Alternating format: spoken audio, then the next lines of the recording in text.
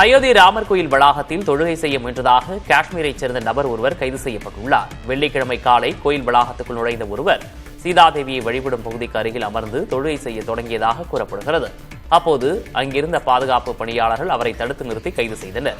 விசாரணையில் அவர் ஜம்மு காஷ்மீரின் ஷோபியான் மாவட்டத்தைச் சேர்ந்த அகமது ஷேக் என்பது தெரியவந்தது. அகமது ஷேக்கின் குடும்பத்தினர் அவர் மனநலம் பாதிக்கப்பட்டார் எனவும் 6 ஆண்டுகளாக சிகிச்சை பெற்று வருவதாகவும் தெரிவித்தனர்.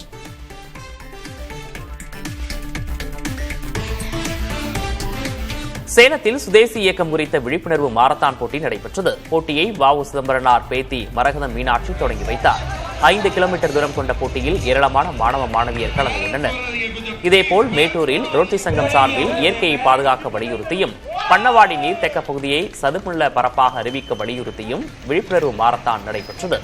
இதில் 1000க்கும் மேற்பட்டோர் பங்கேற்றனர்.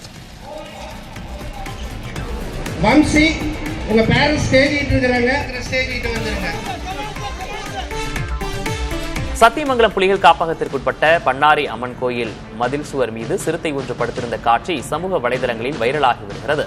பவானிசாகர் செல்லும் சாலையோரம் இருந்த அந்த சிறுத்தையை கண்ட வாகன ஓட்டிகள் அச்சமடைந்தனர். வாகனங்களின் வெளிச்சம் பட்டவுடன் மதில் சுவர் மீது சிறிது தூரம் நடந்த சிறுத்தை பின்னர் வனப்பகுதிக்குள் குதித்து மறைந்தது. இரவு மற்றும் அதிகாலை நேரங்களில் கோயிலுக்கு வரும் பக்தர்கள் எச்சரிக்கையுடன் இருக்குமாறு வனத்துறை அறிவுறுத்தியுள்ளது.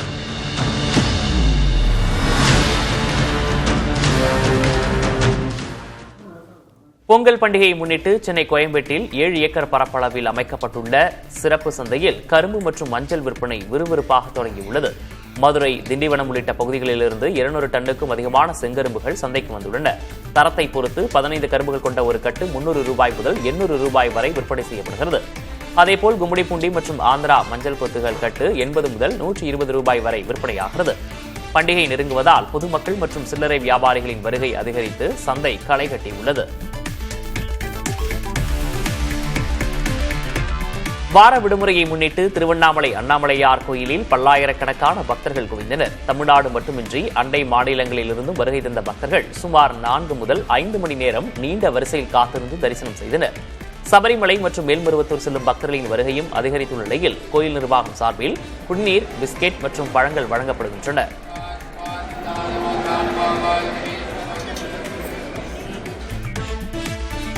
செங்கல்பட்டு மாவட்டம் திருக்கழுக்குன்றம் கோயிலில் ஏராளமான பக்தர்கள் கிரிவலம் மேற்கொண்டனர். திருக்கழுக்குன்றத்தில் உள்ள திரிபுர சுந்தரி உடனுரை வேதகிரீஸ்வரர் திருக்கோயிலில் சித்தர்களின் கிரிவலம் நடைபெற்றது. இதில் ஆயிரக்கணக்கான பக்தர்கள் கடும் குளிரையும் பொருட்படுத்தாமல் பங்கேற்று கிரிவலம் சென்று வழிபட்டனர்.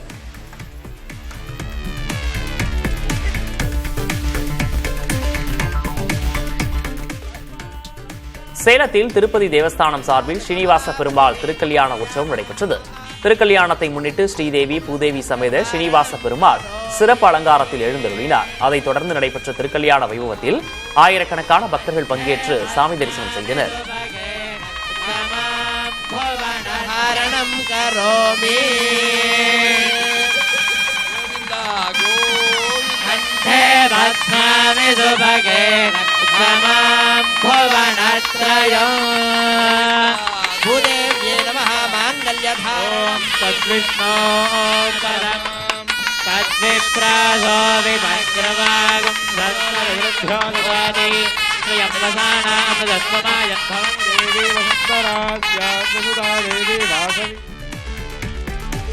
மார்கழி மாதத்தை முன்னிட்டு மயிலாடுதுறை மாயூரநாதர் கோயிலின் மாட வீதிகளில் குழந்தைகள் பஜனை பாடியபடி சென்றது பக்தி பரவசத்தை ஏற்படுத்தும் விதமாக அமைந்திருந்தது. அதிகாலையிலேயே கோயில் முன் திரண்ட சிறுவர் சிறுமியர் தேவாரம், திருவாசகம் பாடல்களை ஒன்றாக பாடியபடி ஊர்வலமாக சென்றனர். இதில் சிலர் ராமர், சீதை, முருகன், சிவன் உள்ளிட்ட வேடங்களில் பங்கேற்றது அனைவரின் கவனத்தையும் ஈர்த்தது.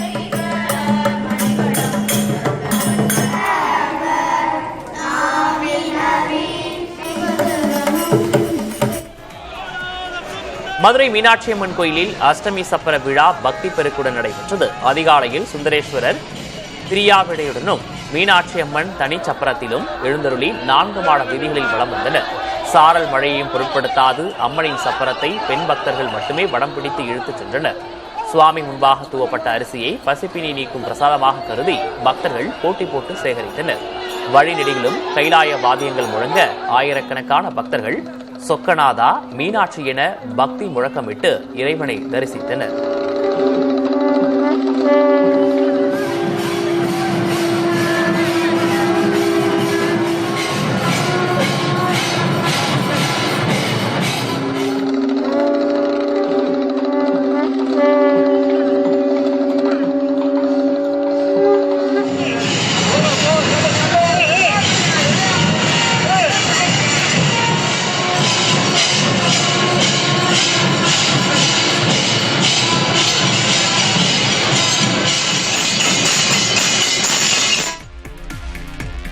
ராமநாதபுரம் மாவட்டம் பரமக்குடி அருகே உலகநாதபுரம் அற்புத குழந்தை இயேசு கோயிலில் 10ஆம் ஆண்டு பங்கு திருவிழாவை முன்னிட்டு மின்சார திருத்தேர் பவனி நடைபெற்றது. இதையொட்டி குழந்தை இயேசுவின் உருவம் தாங்கிய திருத்தேர் முன் செல்ல ஏராளமான கிறிஸ்தவர்கள் உடன் வந்தனர்.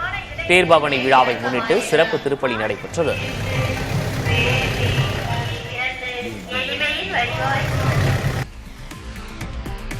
நாகை துறைமுக முகத்வாரத்தில் கடல் சீற்றத்தால் விசைப்படகிலிருந்து தூக்கி வீசப்பட்ட தூத்துக்குடி மீனவரை தேடும் பணி தீவிரமடைந்துள்ளது. கடந்த 5ஆம் தேதி 10 மீனவர்கள் மீன்பிடிக்க சென்றுள்ளனர். மோசமான வானிலை காரணமாக நாகை துறைமுகம் திரும்பிய போது எதிர்பாராத விதமாக ராஜபாண்டி என்ற மீனவர் கடலில் விழுந்து மாயமானார். இதுகுறித்து கடலோர காவல்துறையினர் வழக்கு பதிவு செய்துள்ள நிலையில் மாயமான மீனவரை விரைந்து மீட்க வேண்டும் என அவரது குடும்பத்தினர் தமிழக அரசுக்கு கோரிக்கை விடுத்துள்ளனர்.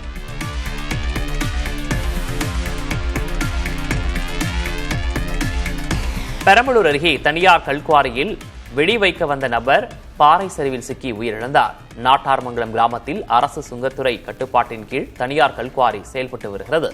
அதில் கோதாரப்பட்டி கிராமத்தைச் சேர்ந்த சக்கரவர்த்தி என்பவர் டெட்டனேட்டர்களை கொண்டு பாறைகளை உடைத்துள்ளார். அப்போது எதிர்பாராத விதமாக பாறை சரிந்து விபத்து ஏற்பட்டது. இதில் சக்கரவர்த்தி சம்பவ இடத்திலேயே உயிரிழந்தார். தொடர்ந்து அவரது உடலை மீட்கும் பணிகள் நடைபெற்று வருகின்றன.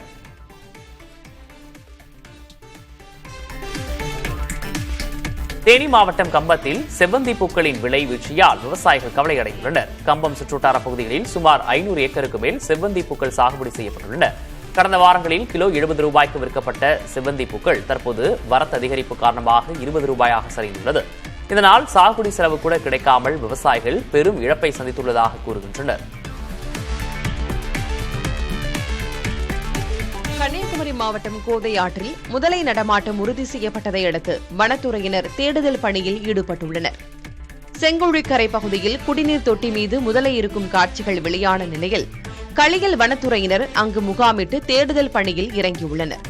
11 நபர்கள் கொண்ட குழுவினர் ட்ரோன் மூலமாகவும் கோழியை இரையாக வைத்தும் முதலையை பிடிக்க முயற்சி செய்து வருகின்றனர். இந்த ஆற்றில் ஒன்றுக்கும் மேற்பட்ட முதலைகள் இருக்கலாம் என அஞ்சப்படுவதால் திருப்பரப்பு முதல் தேங்காய்பட்டினம் வரை ஆற்றங்கரையோரம் வசிக்கும் மக்கள் எச்சரிக்கையாக இருக்குமாறு அறிவுறுத்தப்பட்டுள்ளனர்.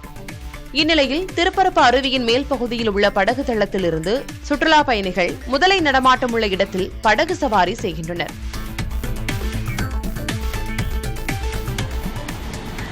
சூறைக்காற்றுடன் ஏற்பட்ட கடல் சீற்றம் காரணமாக இலங்கை பருத்தித்துறை மூர்க்கம் கடற்கரையில் கடல் அரிப்பு ஏற்பட்டுள்ளது. கடற்கரையில் உள்ள சிறுவர் பூங்கா, சிமெண்ட் இருக்கைகள், நடைபாதை உள்ளிட்ட கட்டுமானங்கள் சேதமடைந்துள்ளன. தொடர்ச்சியாக மண்ணரிப்பு ஏற்படும் பட்சத்தில் கடல் நீர் ஊருக்குள் புகும் அபாயம் உள்ளதாக தெரிவித்துள்ள அதிகாரிகள் இதை எதிர்கொள்வதற்கான நடவடிக்கைகளை எடுத்து வருவதாக தெரிவித்துள்ளனர்.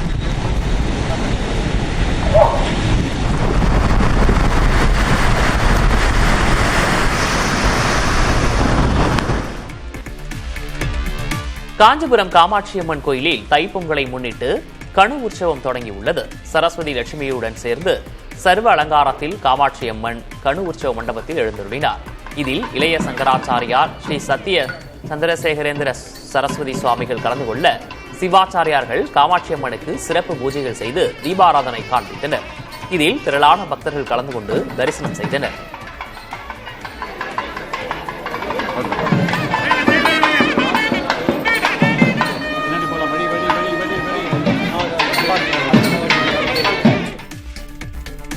திருச்சி மாவட்டம் மணப்பாறை அருகே காவிரி குடிநீர் குழாயில் உடைப்பு ஏற்பட்டு தண்ணீர் வீணாக வெளியேறியது.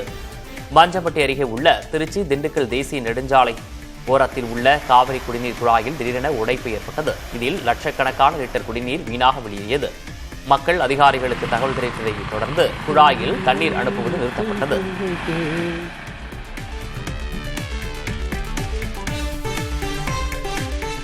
பொங்கல் பண்டிகையொட்டி கிருஷ்ணகிரி மாவட்டம் போச்சம்பள்ளி சந்தையில் ஆடுகளை வாங்க ஏராளமானோர் குவிந்தனர். ஒரு ஆடு 12,000 ரூபாய் முதல் 20,000 ரூபாய் வரை விற்பனையானது.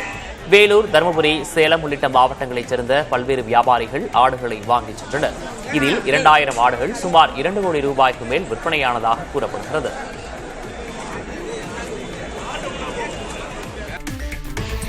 உலக புகழ்பெற்ற அவனியாபுரம் ஜல்லிக்கட்டு போட்டி வரும் ஜனவரி 15ஆம் தேதி நடைபெறவுள்ள நிலையில் அதற்கான வாடிவாசல் அமைக்கும் பணிகள் இறுதிக்கட்டத்தை எட்டியுள்ளன. சுமார் 67 லட்சம் ரூபாய் மதிப்பீட்டில் நடைபெற்று வரும் இந்த பணிகளில் இந்த ஆண்டு கூடுதல் காளைகளை களமிறக்கும் வகையில் அதிநவீன தள்ளுவாடி வாடிவாசல் அமைக்கப்படுவது தனிச்சிறப்பாகும். தலைமுறையாக ஒரே குடும்பத்தைச் சேர்ந்தவர்கள் இந்த வாடிவாசலை அமைத்து வரும் நிலையில் பார்வையாளர் மாடம் மற்றும் தடுப்பு வேலிகள் அமைக்கும் பணிகள் விறுவிறுப்பாக நடைபெற்று வருகின்றன.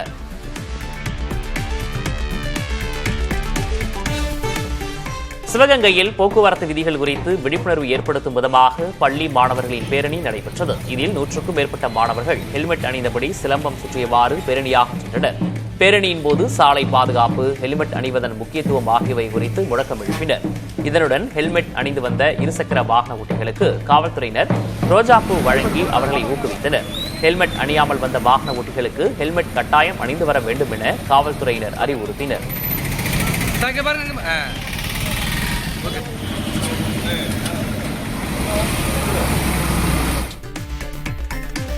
சேலம் மாவட்டம் ஆத்தூர் அருகே 50 ஆண்டுகளாக ஜல்லிக்கட்டு போட்டிகளை நடத்தி வரும் பெருமைக்குரிய கூளமேடு கிராமத்தில் புதிய ஜல்லிக்கட்டு காளை சிலை திறக்கப்பட்டுள்ளது. ஊர் பொதுமக்கள் சார்பில் 2.5 லட்சம் ரூபாய் மதிப்பீட்டில் காளையை வீரர் ஒருவர் அடக்குவது போன்ற தத்துருவமான சிலை ஊர் நுழைவாயிலில் அமைக்கப்பட்டுள்ளது. இந்த சிலையை தமிழ்நாடு ஜல்லிக்கட்டு பேரவை மாநில தலைவர் ராஜசேகரன் திறந்து வைத்தார்.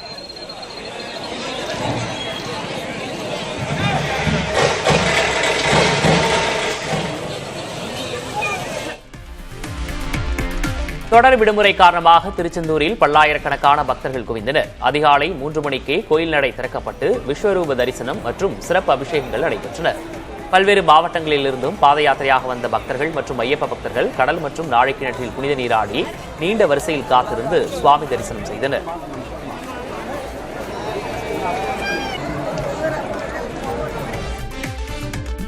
மேற்கு தொடர்ச்சி மலைப்பகுதியில் பெய்து வரும் தொடர் மழை காரணமாக சதுரகிரி சுந்தர மகாலிங்கம் கோயிலுக்கு செல்ல பக்தர்களுக்கு வனத்துறை தடை விதித்திருக்கிறது. வத்திராயிருப்பு மற்றும் சதுரகிரி மலைப்பாதைகளில் அதிகாலை முதலே சாரல் மழை பெய்து வருவதால் ஓடைகளில் வெள்ளப்பெருக்கு ஏற்படும் அபாயத்தை கருதி இந்த நடவடிக்கை எடுக்கப்பட்டுள்ளது. இதனால் கோயிலுக்கு வந்திருந்த ஏராளமான பக்தர்கள் மலையேற முடியாமல் ஏமாற்றத்துடன் அடிவாரத்திலிருந்து திரும்பிச் சென்றனர். திருச்சி மாவட்டம் மணப்பாறையில் பக்தர்கள் பழனிக்கு பாத யாத்திரையாக சென்றனர். தை மாதம் தொடங்கும் முன்னர் பக்தர்கள் மாலை அணிவித்து பழனி முருகன் கோயிலுக்கு பாத யாத்திரையாக செல்வது வழக்கம். அதன்படி திருச்சி திண்டுக்கல் தேசிய நெடுஞ்சாலையில் ஏராளமான பக்தர்கள் மழையையும் பொருட்படுத்தாமல் பழனிக்கு பாத யாத்திரை சென்றனர். தவிக தலைவர் விஜய் காங்கிரஸ் போடும் தூண்டிலில் மாட்டிக்கொள்ளக் கூடாது என்று தேமுதிக இளைஞரணி செயலர் விஜய பிரபாகரன் பேசியதற்கு காங்கிரஸ் மாநில தலைவர் செல்வபெருந்தகை எதிர்வினையாற்றியுள்ளார். இருவரும் பேசியதை வினை எதிர்வினை பகுதியில் பார்க்கலாம். விஜய் அண்ணனுக்கு அவரோட தம்பியா உங்க அண்ணனோட மகனா ஒரு சின்ன ஒரு அட்வைஸ். ஏன்னா அரசியல மூத்தவர் நீங்களே என்கிட்ட சொன்னீங்க. அண்ணா ஒரு சின்ன அட்வைஸ். இன்னைக்கு காங்கிரஸ் என்ற கட்சி அவங்க கூட்டணியில் அவங்க பேரத்தை பேசுறதுக்காக உங்க படத்தை சப்போர்ட் பண்றாதீங்க, நம்பிராதீங்க. அதை தூண்டில போடுற மாதிரி மீன் மாட்டிக்காதீங்க. நீங்க நல்லா வரணும். ஒரு சின்ன அட்வைஸ் அதுதான். ஏன்னா அவங்க என்ன பண்ணாங்கன்னு விருதுநகர்ல எனக்கு தெரியும். அவங்கள நம்பிராதீங்க. உங்க படம் சினிமா துறையோட சேருங்க. அவங்க சப்போர்ட் பண்றாங்க ஆகவும் நம்பி உங்க கூட கூட்டணி வர மாதிரி அவங்க பேரத்தை உசுப்பி அங்கதான் இருப்பாங்க, எங்கேயோ அவங்க போக மாட்டாங்க. அதனால விஜய் ஒரு சின்ன அட்வைஸ் இது. பிடிச்சிருந்தா ஏத்துக்கோங்க, பிடிக்காத ஏத்துக்கோங்க. நல்லதுக்கு நான் சொல்றேன். தம்பி பிரபாகரன் பேசியது கடலூரில காங்கிரஸ் பேரியக்கம் எப்பொழுதும் கொல்லைப்புற அரசியல் செய்யாது, நேர்மையாக அரசியல் செய்யும், நேர்மையாக பேச்சுவார்த்தை நடத்தும். எங்களை பொறுத்தவரை அப்படி கொல்லைப்புற அரசியல் செய்வதோ தரகர வேலை செய்வதோ காங்கிரஸ் பேரியக்கத்தின் வேலை இல்லை. அது எந்த காலத்திலும் இல்லை, இனிவரும் காலங்களிலும் இருக்காது. அதை புரிபவர்கள் புரிந்து கொள்ள வேண்டும். எங்களை பொறுத்தவரை இந்தியா கூட்டணி தமிழ்நாட்டில் வலிமையாக இருக்கிறது.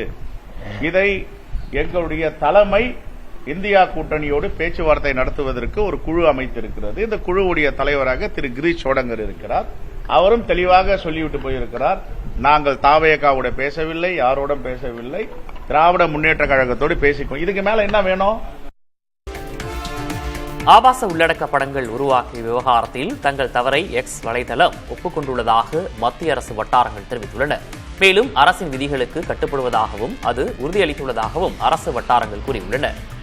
கிராக் AI செயலி மூலம் உருவாக்கப்பட்ட ஆபாச படங்கள் எக்ஸ் தளத்தில் இடப்பட்டது சர்ச்சையை ஏற்படுத்திய நிலையில் இதுகுறித்து மத்திய அரசு விளக்கம் கேட்டிருந்தது. இது தொடர்பாக 3500 பதிவுகள் தடை செய்யப்பட்டுள்ளதுடன் 600 கணக்குகளும் நீக்கப்பட்டுள்ளதாக தெரியவந்திருக்கிறது.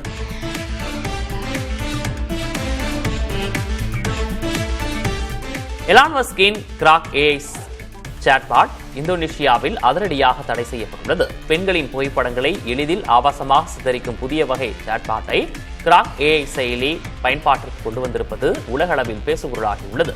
இந்த நிலையில் இந்தோனேஷியாவின் இசைக்கலைஞர்களின் படங்கள் கிராக் AI சாட்பாட் மூலம் ஆபாசமாக சித்தரிக்கப்பட்டது அந்நாட்டில் சர்ச்சையாக வெடித்தது.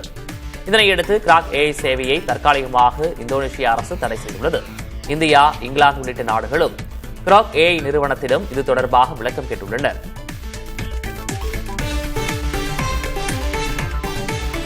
மேற்கு வங்காளத்தில் இந்தியா புதிய கடற்படை தளத்தை அமைக்க உள்ளது. வங்காள விரிகுடா பகுதியில் சீன போர்க்கப்பல்கள் நடமாட்டம் அதிகரித்துள்ள நிலையிலும் வங்கதேசத்துடனான உறவுகள் சீரற்ற நிலையில் உள்ளதையும் கருத்தில் கொண்டு இந்த தளம் அமைக்கப்பட உள்ளது. ஹல்தியா பகுதியில் அமையும் தளத்தில் சிறிய போர்க்கப்பல்கள் நிறுத்தப்படுவதுடன் 100 வீரர்களும் பணியில் அமர்த்தப்படுவார்கள். கடல் வழியே வங்கதேசத்திலிருந்து இந்தியாவுக்குள் நடைபெறும் ஊடுருவல்களை இதன் மூலம் தடுக்க முடியும் என அரசு கருதுகிறது. கிழக்கு பகுதியில் இந்தியாவுக்கு ஏற்கனவே விசாகப்பட்டினத்திலும் அந்தமானிலும் கடற்படை தளங்கள் உள்ளன.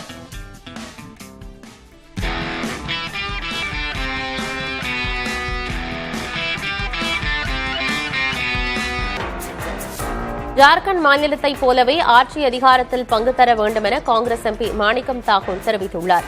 இதுகுறித்து அவர் வெளியிட்ட அறிக்கையில் ஜார்க்கண்டில் காங்கிரசுக்கு 4 அமைச்சர் பதவி வழங்கப்பட்டதை சுட்டிக்காட்டி இதுவே பின்பற்ற வேண்டிய மாடல் என குறிப்பிட்டிருக்கிறார். அதிகார பகிர்வு அளிக்கப்பட்டால் கூட்டணியில் வேறுபாடுகளை களைய முடியும் என்பதை ஜார்க்கண்ட் மாநிலம் நிரூபித்துள்ளதாக கருத்து தெரிவித்துள்ளார். டெல்லியில் மத்திய இணையமைச்சர் எல் முருகன் இல்லத்தில் நடைபெறும் பொங்கல் விழாவில் பிரதமர் மோடி, குடியரசு துணைத் தலைவர் CP ராதாகிருஷ்ணன் ஆகியோர் பங்கேற்கின்றனர். வரும் 14ஆம் தேதி நடைபெறும் இந்த பொங்கல் விழாவில் டெல்லி முதல்வர், மத்திய அமைச்சர்கள், பாஜக தலைவர்கள் ஆகியோரும் கலந்து கொள்ள உள்ளனர். இதற்காக சென்னையிலிருந்து டெல்லி செல்லும் பாஜக மாநில தலைவர் நயினார் நாகேந்திரன் பொங்கல் நிகழ்ச்சிக்கு பிறகு தமிழக பாஜக தேர்தல் பொறுப்பாளர் பியூஷ் கோயல் உள்ளிட்ட அக்கட்சியின் தலைவர்களை சந்தித்து தேர்தல் தொடர்பாக ஆலோசனை நடத்துகிறார். பொங்கல் பண்டிகையை கொண்டாடாத சிறுபான்மையின மக்களுடன் சேர்ந்து சமத்துவ பொங்கல் என்ற பெயரில் இல்லாத ஒன்றை முதல்வர் ஸ்டாலின் கொண்டாடி வருவதாக பாஜக மூத்த தலைவர் வானதி ஸ்ரீனிவாசன் தெரிவித்துள்ளார். கோவையில் இதுகுறித்து பேசிய அவர், சிறுபான்மையின மக்கள் எங்கேயாவது பொங்கல் பண்டிகை கொண்டாடுவதை பார்த்திருக்கிறீர்களா என கேள்வி எழுப்பியுள்ளார்.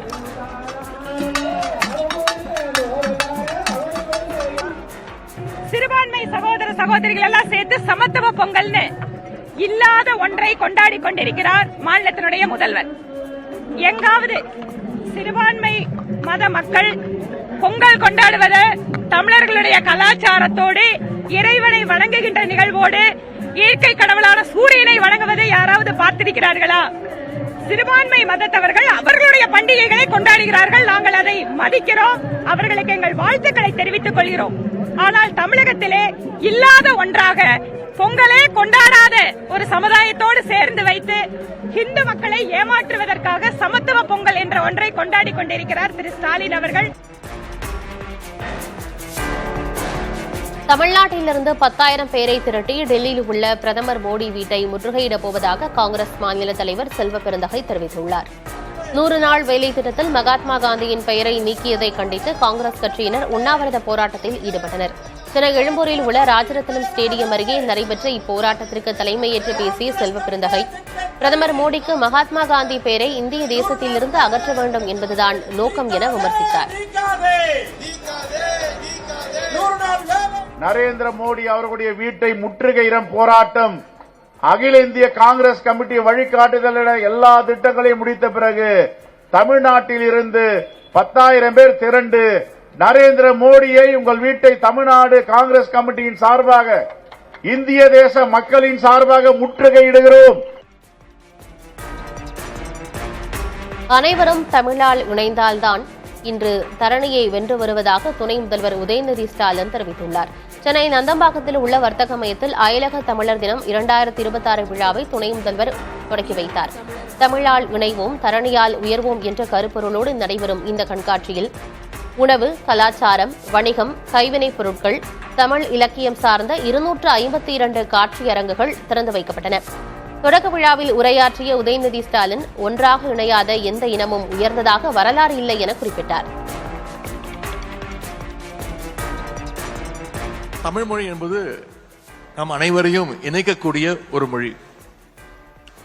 தமிழ் யாரையும் வேறுபடுத்தாது, பிரித்து பார்க்காது. யாருக்கும் எந்த பேதத்தையும் காட்டாத மொழிதான் நம்முடைய தாய்மொழி தமிழ் மொழி.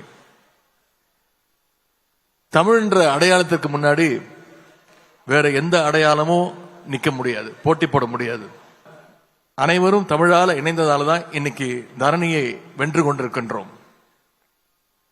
ஒன்றாக இணையாத எந்த இனமும் உலகில் உயர்ந்த வரலாறே கிடையாது. மேற்கு வங்காளத்தில் இந்தியா புதிய கடற்படை தளத்தை அமைக்க உள்ளது. வங்காள விரிகுடா பகுதியில் சீன போர்க்கப்பல்கள் நடமாட்டம் அதிகரித்துள்ள நிலையிலும் வங்கதேசத்தினுடனான உறவுகள் சீரற்ற நிலையில் உள்ளதையும் கருத்தில் கொண்டும் இந்த தளம் அமைக்கப்பட உள்ளது. ஹால்தியா பகுதியில் அமையும் இந்த தளத்தில் சிறிய போர்க்கப்பல்கள் நிறுத்தப்படுவதோடு 100 வீரர்களும் பணியில் அமர்த்தப்படுவார்கள். கடல் வழியே வங்கதேசத்திலிருந்து இந்தியாவுக்குள் நடைபெறும் ஊடுருவல்களையும் இதன் மூலம் தடுக்க முடியும் என அரசு கருதுகிறது. கிழக்கு பகுதியில் இந்தியாவுக்கு ஏற்கனவே விசாகப்பட்டினத்திலும் அந்தமானிலும் கடற்படை தளங்கள் உள்ளன.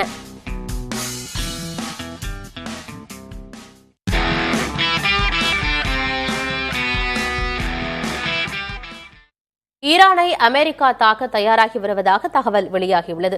ஈரானில் எத்தகைய தாக்குதல்கள் நடத்தலாம் என பாதுகாப்பு படையினர் அதிபரிடம் விவரித்ததாகவும், எனினும் அவர் இறுதி முடிவு எதையும் எடுக்கவில்லை எனவும் நியூயார்க் டைம்ஸ் செய்தி வெளியிட்டுள்ளது. நகரங்களில் தூய்மையான காற்றை உறுதிப்படுத்துவதற்கான மத்திய அரசின் திட்டம் போதுமானதாக அல்ல என்று, இதில் மாற்றங்கள் தேவைப்படுவதாக காங்கிரஸ் கட்சி கூறியுள்ளது. இதுகுறித்து காங்கிரஸ் பொதுச் செயலர் ஜெயராம் ரமேஷ் வெளியிட்டுள்ள அறிக்கையில், நாட்டில் 1787 நகரங்களில் காற்றின் தரம் மோசமானதாக உள்ள நிலையில் 130 நகரங்களில் மட்டுமே காற்று தூய்மை திட்டம் செயல்படுத்தப்பட உள்ளதாக குறிப்பிட்டுள்ளார். இந்த 130 நகரங்களிலும் கூட 28 நகரங்களில் காற்றின் தரத்தை பதிவு செய்யும் நிலையங்கள் ஏற்படுத்தப்படவில்லை என்றும் அவர் சுட்டிக்காட்டினார். இத்திட்டத்திற்கு ஒதுக்கப்பட்ட தொகையை 10,500 கோடியிலிருந்து 25,000 கோடியாக உயர்த்தி மேலும் 1000 நகரங்களுக்கு விரிவுபடுத்தப்பட வேண்டும் என்றும் அவர் மத்திய அரசை வலியுறுத்தியுள்ளார்.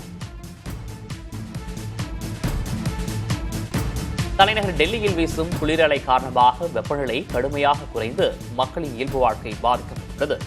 கடும் பனிப்பொழிவு காரணமாக பேருந்துகள், ரயில்கள் தாமதமாக இயக்கப்படுவதால் பயணிகள் நடுங்கும் குளிரில் நீண்ட நேரம் காத்திருக்கும் சூழல் ஏற்பட்டுள்ளது. இந்திய வானிலை ஆய்வு மையம் வெளியிட்ட அறிக்கையில், டெல்லியில் 2 நாட்களுக்கு மிதமான பனிப்பொழிவு மற்றும் குளிரலை இருக்கும் என்று தெரிவிக்கப்பட்டுள்ளது.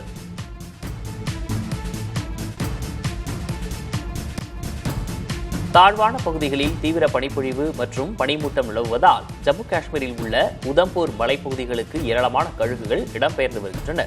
இது மலைப்பகுதியின் சுற்றுச்சூழல் அமைப்பு மேம்பட உதவும் என்று வனத்துறையினர் கூறுகின்றனர். ஒவ்வொரு ஆண்டும் சமவெளிகளில் வெப்பநிலை குறையும் போதும் கழுகுகள் உதம்பூர் மலைப்பகுதிகளுக்கு இடம்பெயர்வதை வழக்கமாக கொண்டுள்ளனர். இது பல்லுயிர் பெருக்கத்திற்கு சாதகமான அறிகுறி என்று வனத்துறையினர் குறிப்பிடுகின்றனர்.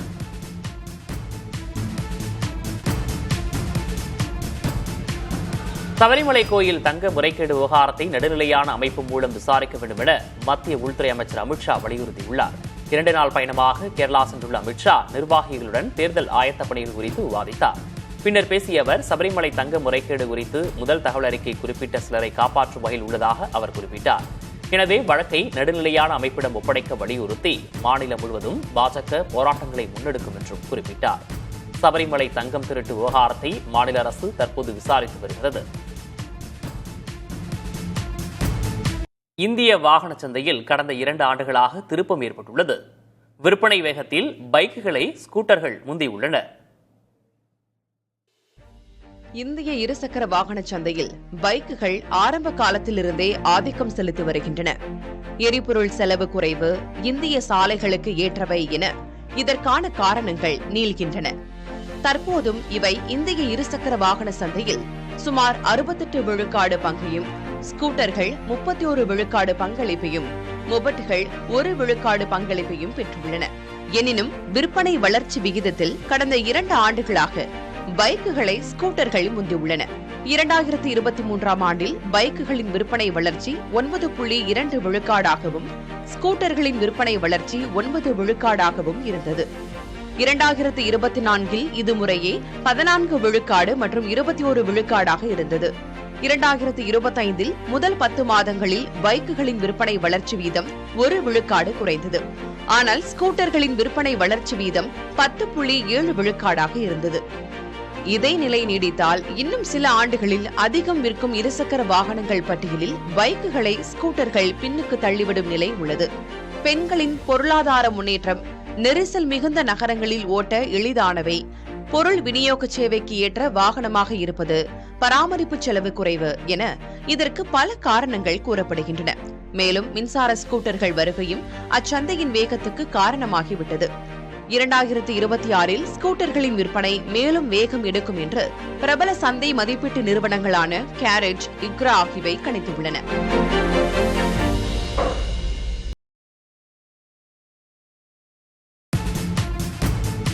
ஈரானை அமெரிக்கா தாக்க தயாராகி வருவதாக தகவல் வெளியாகியுள்ளது. ஈரானில் எத்தகைய தாக்குதல்கள் நடத்தலாம் என பாதுகாப்பு படையினர் அதிபரிடம் விவரித்ததாகவும், எனினும் அவர் இறுதி முடிவு எதையும் எடுக்கவில்லை என்றும் நியூயார்க் டைம்ஸ் செய்தி வெளியிட்டுள்ளது. எனினும் ஈரானுக்குள் குறித்த சில இடங்களில் மட்டும் தாக்குதல்களை நடத்த அதிபர் பரிசீலித்து வருவதாகவும் பென்டகன் வட்டாரங்கள் சுட்டிக்காட்டி தகவல் வெளியாகியுள்ளது. இதற்கிடையே ஈரான் சுதந்திரத்தை விரும்புவதாகவும் அதற்கு உதவ அமெரிக்கா தயார் என்றும் தனது ட்ரூத் சமூக வலைதளத்தில் ட்ரம்ப் பதிவிட்டுள்ளது தாக்குதலுக்கு தயாராவதை குறிக்கிறதா என்ற கேள்வியை எழுப்பியுள்ளது.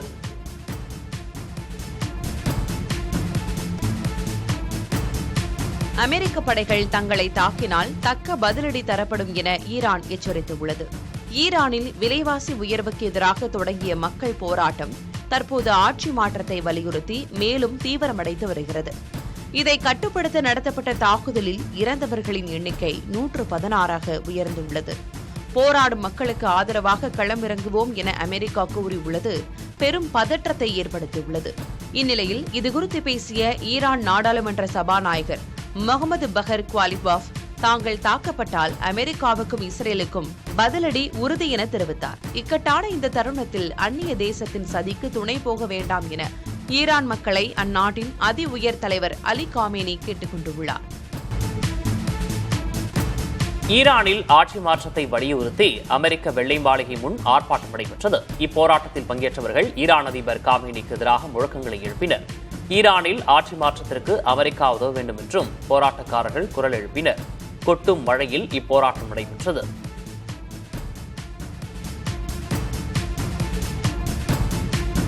வெனிசுலா நாட்டில் அமெரிக்காவின் தலையீட்டை எதிர்த்து இத்தாலி நாட்டின் ரோம் மற்றும் மிலன் நகரங்களில் நடந்த போராட்டங்களில் 1000க்கும் மேற்பட்டோர் பங்கேற்றனர்.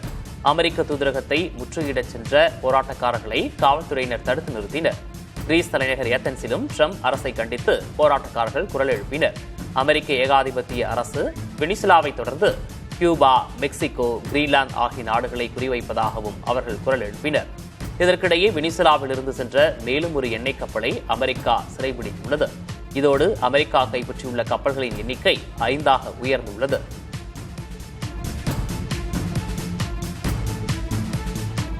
கிரீன்லாந்தை ராணுவ நடவடிக்கைகள் மூலம் வசப்படுத்துவதற்கான செயல் திட்டத்தை வகுக்குமாறு அமெரிக்க ராணுவத்தின் சிறப்பு படைப்பிரிவினருக்கு அதிபர் ட்ரம்ப் உத்தரவிட்டிருப்பதாக டெய்லி மெயில் இதழ் செய்தி வெளியிட்டுள்ளது. அதே நேரம் ராணுவ நடவடிக்கைக்கு அமெரிக்க பாதுகாப்பு படைகளின் உயர் அதிகாரிகள் எதிர்ப்பு தெரிவித்திருப்பதாக கூறப்படுகிறது. இதற்கிடையே தங்கள் நாட்டின் நிர்வாக அதிகாரம் அமெரிக்கா வசம் செல்வதை விரும்பவில்லை என கிரீன்லாந்து நாட்டு கட்சிகள் தெரிவித்துள்ளன. இவ்விவகாரத்தில் நாட்டின் முடிவை தீர்மானமாக நிறைவேற்றுவதற்காக கிரீன்லாந்து நாட்டு நாடாளுமன்றம் விரைவில் கூட உள்ளது.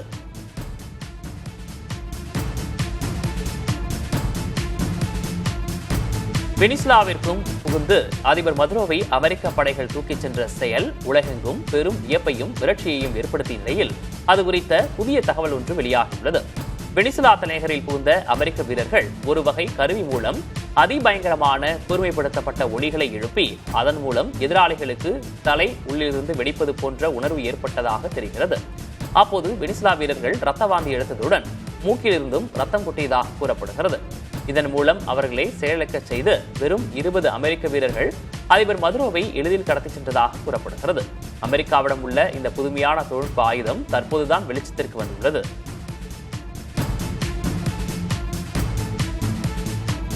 மியான்மர் நாட்டில் 2ஆம் கட்ட பொது தேர்தல் வாக்குப்பதிவு நடைபெற்றது. மொத்தம் 3 கட்ட வாக்குப்பதிவுக்கு ஏற்பாடு செய்யப்பட்டுள்ள நிலையில் ஏற்கனவே ஒரு கட்ட தேர்தல் முடிந்துவிட்டது. தற்போது ராணுவ ஆட்சியாளராக உள்ள மின்னாங் கிலாங் வெற்றி பெறுவார் என எதிர்பார்க்கப்படுகிறது. கடந்த 28ஆம் தேதி நடந்த முதல் கட்ட தேர்தலில் ராணுவம் ஆதரிக்கும் ஐக்கிய ஒற்றுமை மற்றும் வளர்ச்சிக்கான கட்சி பெரும் வெற்றி பெற்றிருந்தது. தேர்தல் நடந்த 102 தொகுதிகளில் 90ல் அக்கட்சி வென்றிருந்தது. தற்போது 2ஆம் கட்ட தேர்தல் நடைபெற்ற நிலையில் வரும் 25ஆம் தேதி 3ஆம் கட்ட தேர்தல் நடைபெற உள்ளது. எனினும் இத்தேர்தல் நியாயமாக நடைபெறவில்லை என ஐநாவும் பிற சர்வதேச அமைப்புகளும் விமர்சித்துள்ளன.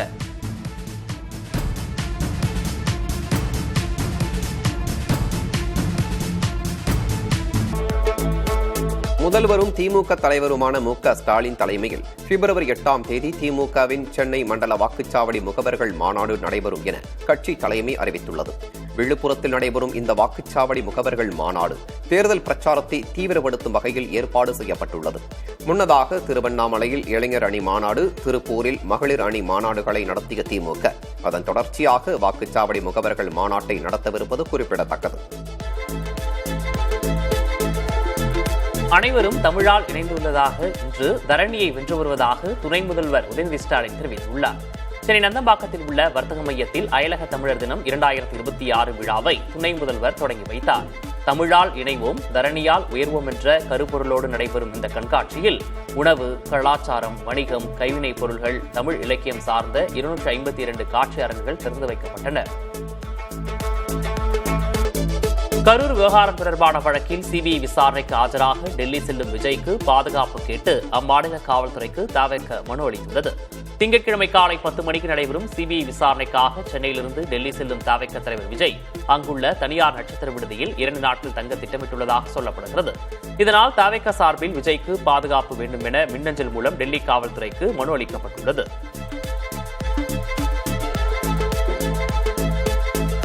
தவேக தலைவர் விஜய்க்கு வழங்க வேண்டிய பாதுகாப்பு ஏற்பாடுகள் தயார் என டெல்லி காவல்துறை தகவல் தெரிவித்துள்ளது. அதன்படி மத்திய அரசின் ஒய் பிரிவு பாதுகாப்பு நடைமுறைகள் அடிப்படையில் டெல்லி விமான நிலையத்திலிருந்து விஜய் செல்லும் அனைத்து பகுதிகளிலும் முழு பாதுகாப்பு வழங்க டெல்லி காவல்துறை ஒப்புதல் அளித்துள்ளது. அதேபோல் விஜயின் தனி பாதுகாவலர்கள் தவிர மத்திய ரிசர்வ் படை, டெல்லி காவல்துறை அதிகாரிகளும் பாதுகாப்பு பணியில் ஈடுபடுவார்கள் என தெரிவிக்கப்பட்டுள்ளது.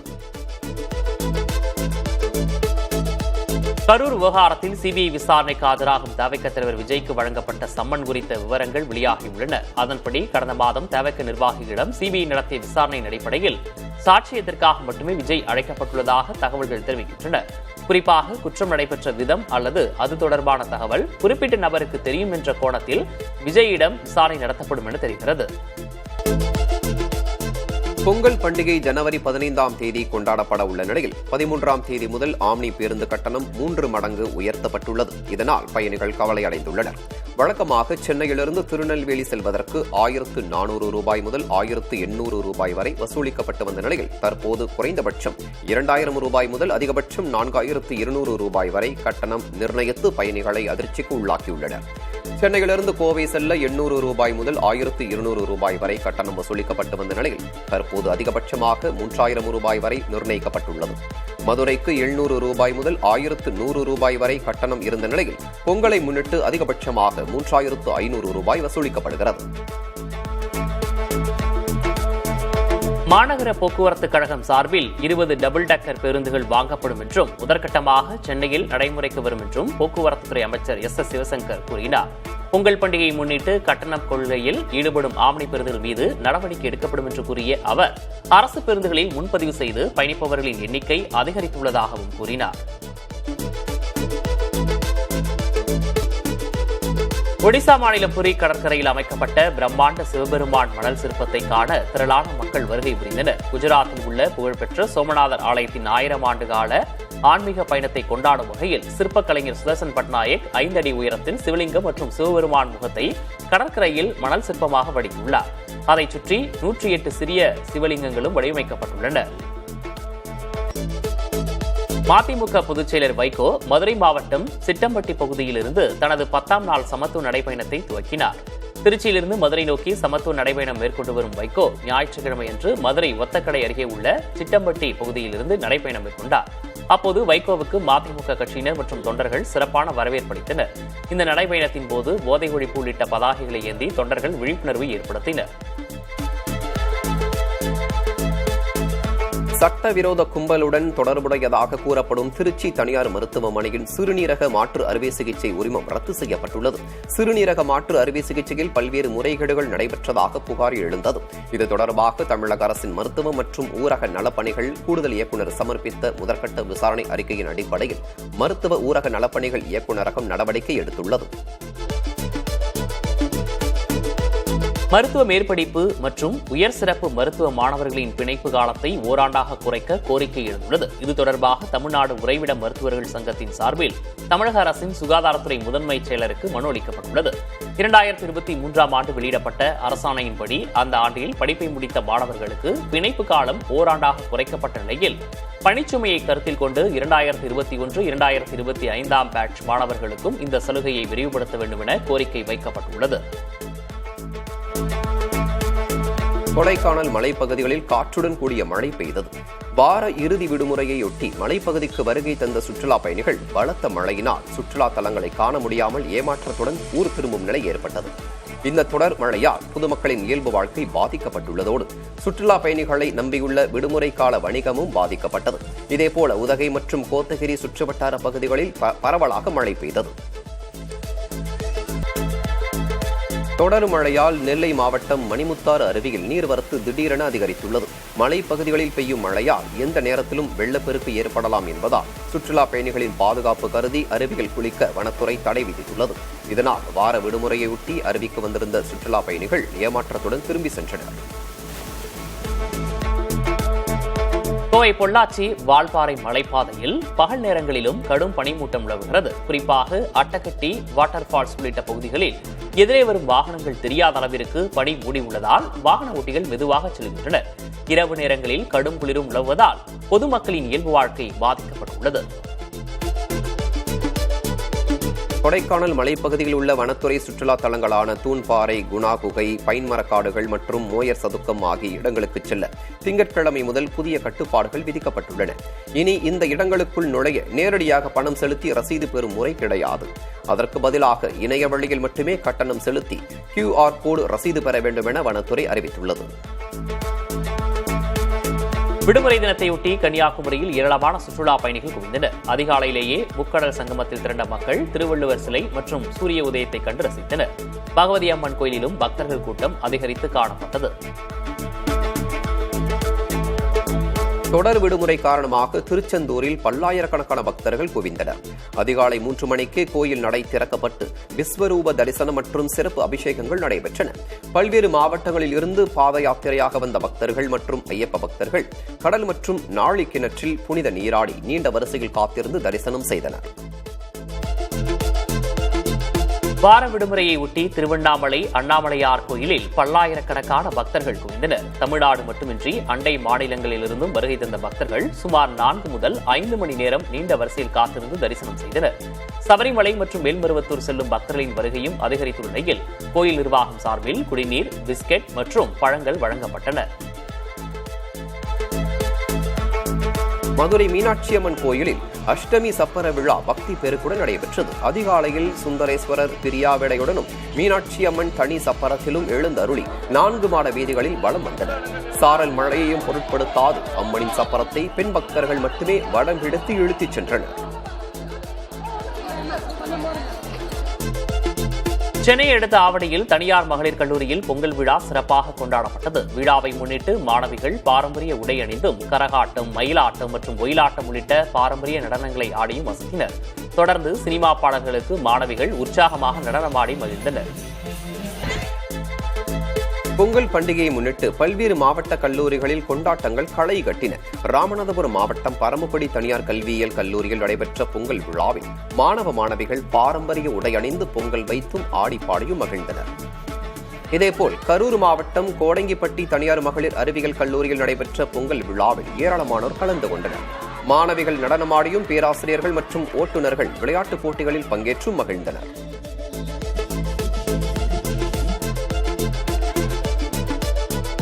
தூத்துக்குடி மாவட்டம் பத்தன்கானன் விலை திருக்கல்யாண மாதா திருத்தலத்தின் 113வது ஆண்டு தேரோட்ட திருவிழாவை முன்னிட்டு நிச்சயதார்த்த விழா கோலாகலமாக நடைபெற்றது.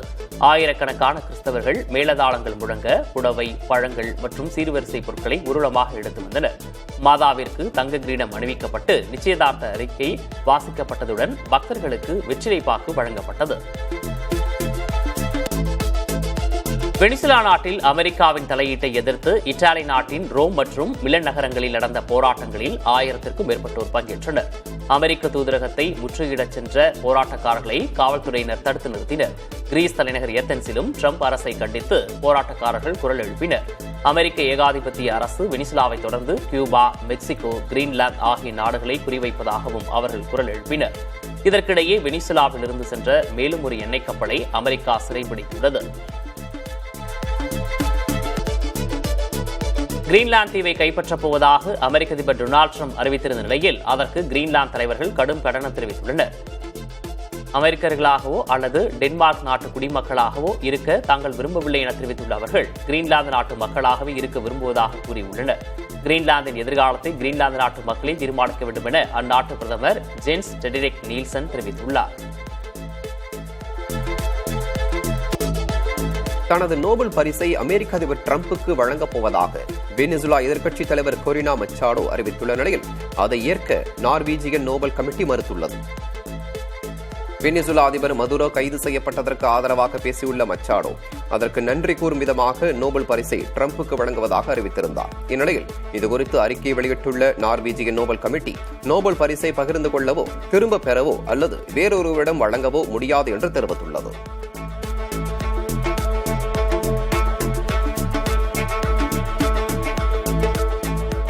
மியான்மர் நாட்டில் 2ஆம் கட்ட பொதுத் தேர்தல் வாக்குப்பதிவு நடைபெற்றது. மொத்தம் 3 கட்ட வாக்குப்பதிவுக்கு ஏற்பாடு செய்யப்பட்டுள்ள நிலையில் ஏற்கனவே ஒரு கட்ட தேர்தல் முடிந்துவிட்டது. தற்போது ராணுவ ஆட்சியாளராக உள்ள மின்னாங் கிலாங் வெற்றி பெறுவார் என எதிர்பார்க்கப்படுகிறது. கடந்த 28ஆம் தேதி நடந்த முதல் கட்ட தேர்தலில் ராணுவம் ஆதரிக்கும் ஐக்கிய ஒற்றுமை மற்றும் வளர்ச்சிக்கான கட்சி பெரும் வெற்றி பெற்றிருந்தது. தேர்தல் நடந்த 102 தொகுதிகளில் 90இல் அக்கட்சி வென்றிருந்தது. தற்போது 2ஆம் கட்ட தேர்தல் நடைபெற்ற நிலையில் வரும் 25ஆம் தேதி 3ஆம் கட்ட தேர்தல் நடைபெற உள்ளது.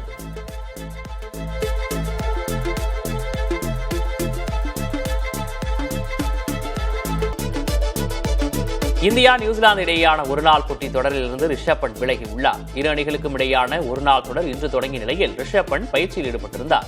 அப்போது வயிற்றுப் பகுதியில் பந்து தாக்கியதில் அவருக்கு பக்கவாட்டில் தசைப்பிடிப்பு ஏற்பட்டுள்ளது. இதன் காரணமாக நியூசிலாந்துக்கு எதிரான தொடரில் இருந்து அவர் விலகியுள்ளார். ரிஷப் பண்ட் இறுதியாக 2024ஆம் ஆண்டு ஜூலையில் ஒருநாள் போட்டியில் விளையாடியிருந்தார்.